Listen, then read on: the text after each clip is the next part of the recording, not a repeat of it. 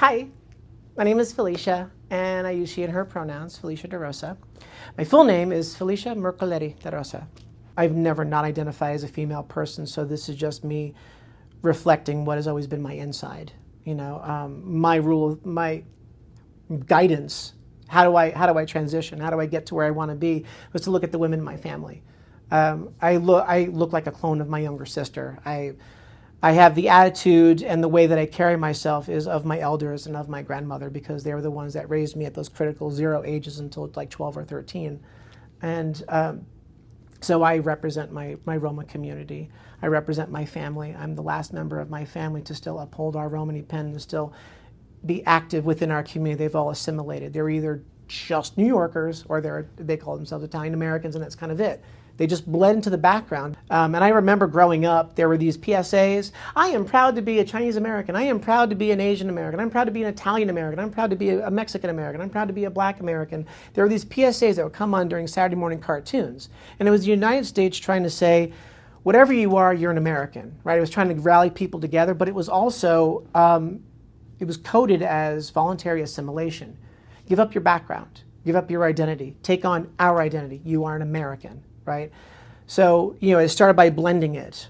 Italian American, African American, Native American, always leaning on the American. If you leaned into being American, and if you were light enough, and if you played the game, and if you did the thing, you can have the stuff.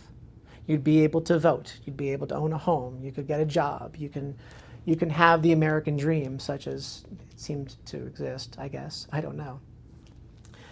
And I think that's a shame, because I think integrating is possible, is successful. You can be a trans person and still live in the United States and still participate but not give up your identity. You can be a Romani person and still hold on to your Romani pen, still hold on to your cultural norms, present as Roma, and still be part of the United States. You shouldn't have to give up one for the other. Being trans encourages conversation, and I think a lot of people shy from that conversation because it's hard.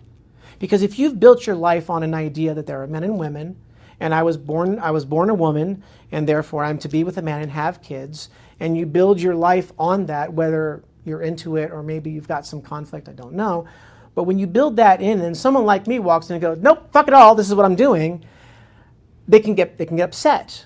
Why do you get to choose? And I don't? Why am I stuck in this place? Why do you get to define, when you think of male culture, there is this tight box. And if you're in this tight box, willingly or otherwise, and someone else says, fuck the box, I'm over here, either it's going to inspire you to be like, maybe I can reevaluate my life and step out of my box, or it's going to make you mad and you're going to resist. And the more we stay who we are, the more that we stay visible, the more that we assemble, the more that we show up, the more they shrink, and we will get into a place where everyone has a fair shake based on their merit.